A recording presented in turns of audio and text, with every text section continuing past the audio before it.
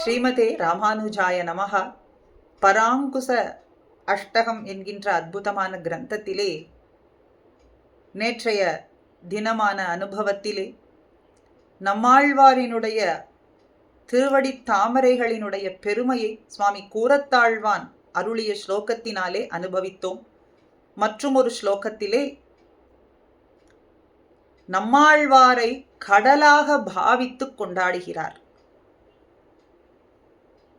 பராங்குஷ பயோதிர சீம பூமா, பராங்குஷர் என்கின்ற திருநாமம் கொண்டவரான நம்மாழ்வார், அவரினுடைய சிரேஷ்டமானது எல்லையில்லாததாக இருக்கின்றது. பூமானா சிரேஷ்டம். சீம பூமா, சீமனா எல்லையா, சீம பூமானா எல்லை இல்லாததாக இருக்கின்றது.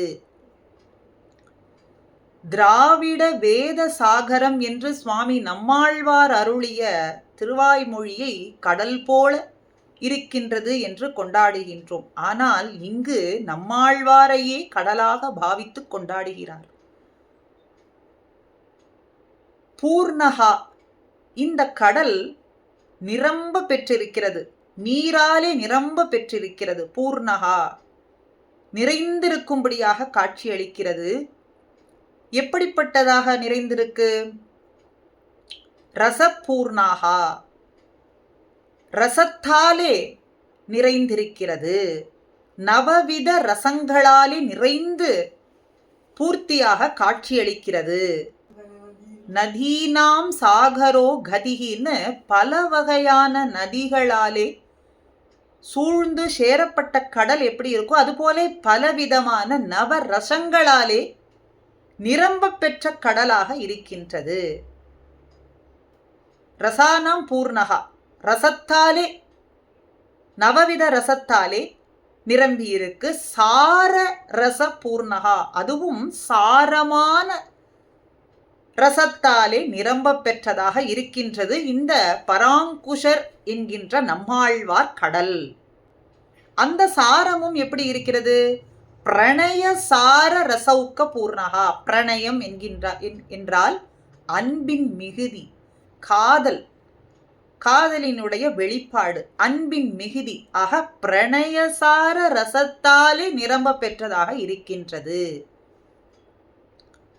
அந்த பிரணயசாரம், அந்த சாரம்தான் பக்தி பிரபாவமாய், பக்தி என்பதே எங்கும் திருமேனி முழுதும் ஒக்க பரவி இருந்து பக்தி பாவத்தாலே அவருடைய திருவாக்கிலிருந்து வெளிப்பட்டதான பாசுரங்கள், அந்த பக்தி பாவத்தாலே வெளிவந்த வாக்கினாலே தூண்டப்பட்டதாய், சந்துக்ஷித, தூண்டப்பட்டதாய் பிரணயசார ரசௌக்க பூர்ணம் நிரம்ப பெற்றதான கடலாக காட்சியளிக்கிறார் சுவாமி நம்மாழ்வார். பக்தியினாலே தூண்டப்பட்டு பிரணயசார ரசம் என்கின்ற ரசத்தாலே நிரம்ப பெற்றதான கடலாக காட்சியளிக்கிறார் என்று கொண்டாடுகிறார்.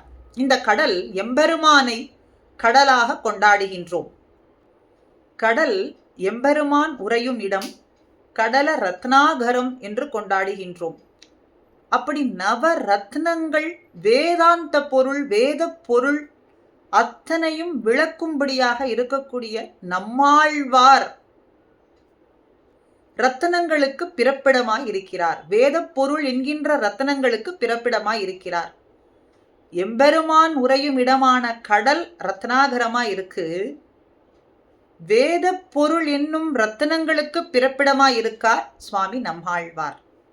இரண்டாவது, ஒன் சங்கதை வாழ் ஆழியான் ஒருவன் அடியேன் ஒருவன் உள்ளான் என்று சொல்லும்படியாக நம்மாழ்வார் எம்பெருமானையே தாங்கி நிற்பவராக இருக்கின்றார். எம்பெருமானையே தன்னுள்ளே தாங்கி நிற்பவரான கடல் போன்று காட்சியளிக்கிறார். கடல் அளவு கடந்த பெருமையை கொண்டிருக்கின்றது. சீம பூமா, எல்லையற்றதான சிரேஷ்டத்தை கொண்டிருக்கின்றது. ஆழ்வார் எண்ணில் அடங்காததான, அளவிடவே முடியாததான குணப்பூர்த்தியை உடையவராக பெருமை வாய்ந்தவராக இருக்கின்றார். அதனாலே பராங்குஷர் என்கின்ற நம்மாழ்வார் அவரை வாழ்க வாழ்கவென்று எப்பொழுதும் நித்தியமாய் வாழ வேண்டும் என்று நான் மங்களாசாசனம் செய்கின்றேன், துதிக்கின்றேன் என்று கூறத்தாழ்வான் இந்த ஸ்லோகத்திலே குறிப்பிடுகிறார். பக்தி பிரபாவ பவத் அத்புத பாவபந்த சந்துக்ஷித பிரணயசார ரசௌக்க பூர்ணா வேதார்த்த ரத்ன நிதிஹி, வேதாந்தம் வேத பொருள்கள் என்கின்ற ரத்னங்களுக்கு பிறப்பிடமாய் இருக்கக்கூடிய, நிதிகளுக்கு பிறப்பிடமாய் இருக்கிறார். அச்சுத திவ்ய தாமஹா, அடியார்களை ஒழுபொழுதும் நழுவ விடாதவனான எம்பெருமான், அடியார்களிடத்திலும் தான் நழுவாதபடியாக இருக்கக்கூடிய அச்சுதனான எம்பெருமான், எம்பெருமானுக்கு ஸ்தானமாகவும் விளங்குகின்றார்.